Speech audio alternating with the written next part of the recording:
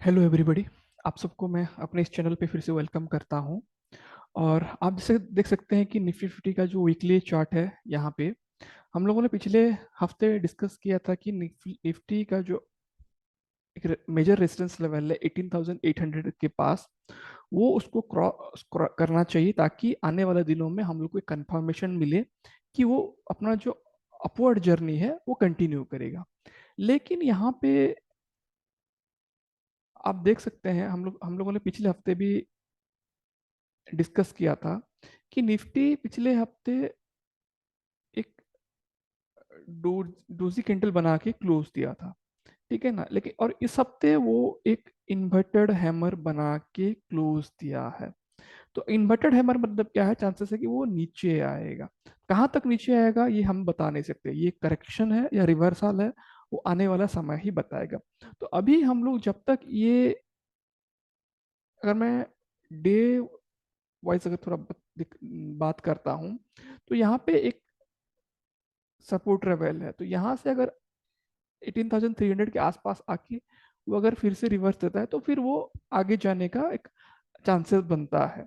लेकिन अगर हम अपने अपने वीकली चार्ट पे देखेंगे तो हम लोग का रेजिस्टेंस लेवल ये है, ये वाला 18,800 के पास।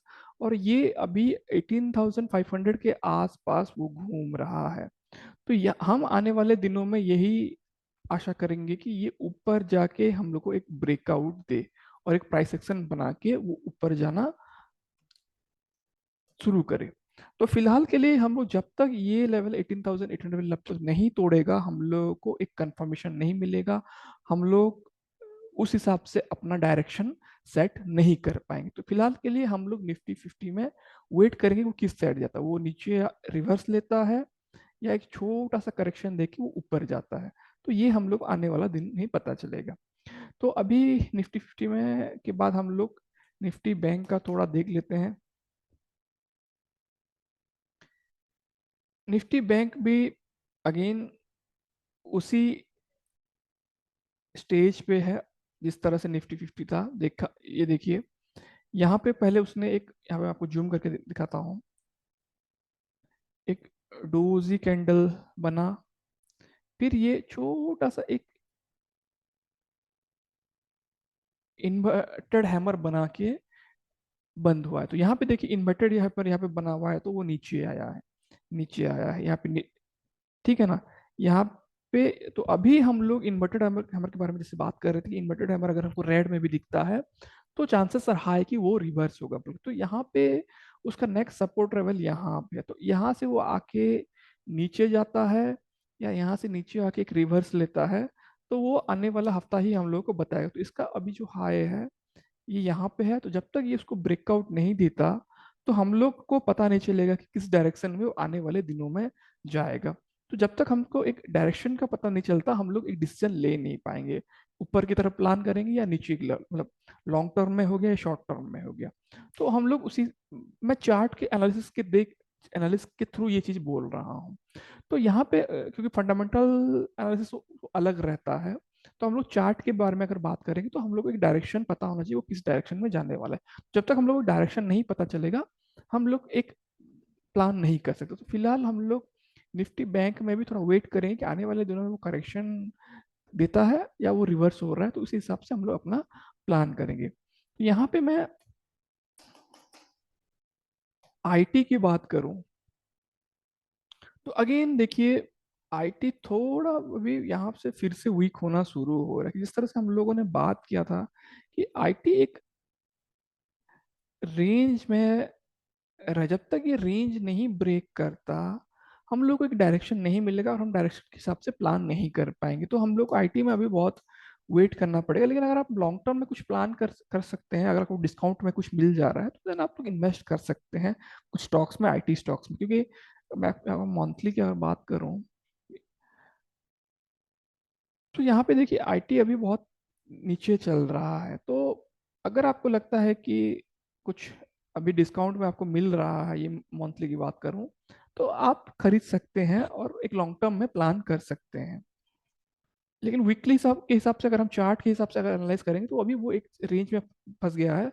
जब तक ये रेंज के बाहर, इस इस रेंज के बाहर जब तक वो नहीं निकलेगा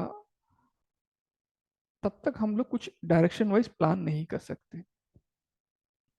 अगर मैं यहाँ पे मेटल की बात करूं,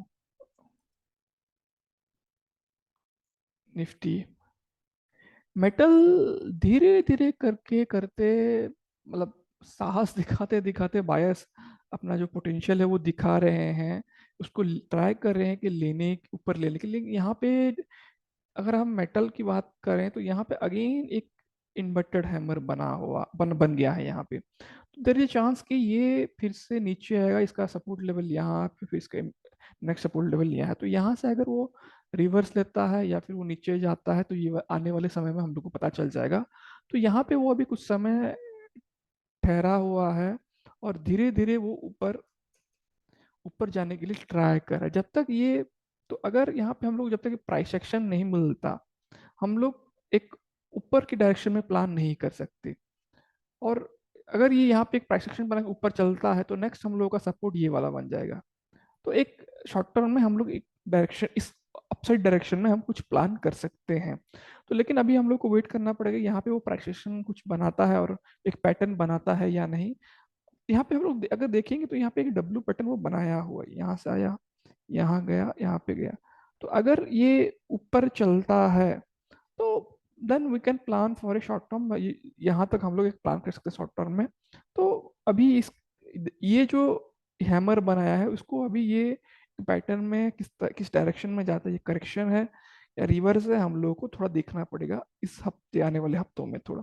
तो जब तक ये कंफर्मेशन हमको नहीं मिलता कि ये एक करेक्शन है या रिवर्स है, तो हम लोग इस अप डायरेक्शन में प्लान नहीं करेंगे।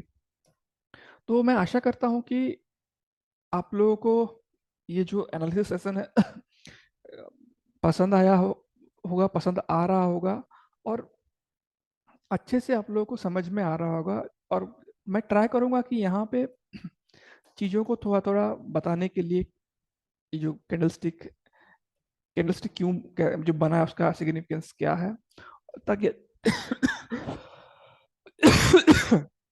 हाँ, आप लोगों को उसका उसी हिसाब से आप भी एनालिसिस करना शुरू कर पाएंगे। जो क्लोज दे रहा है, ओपन हो रहा है, पैटर्न बन रहा है।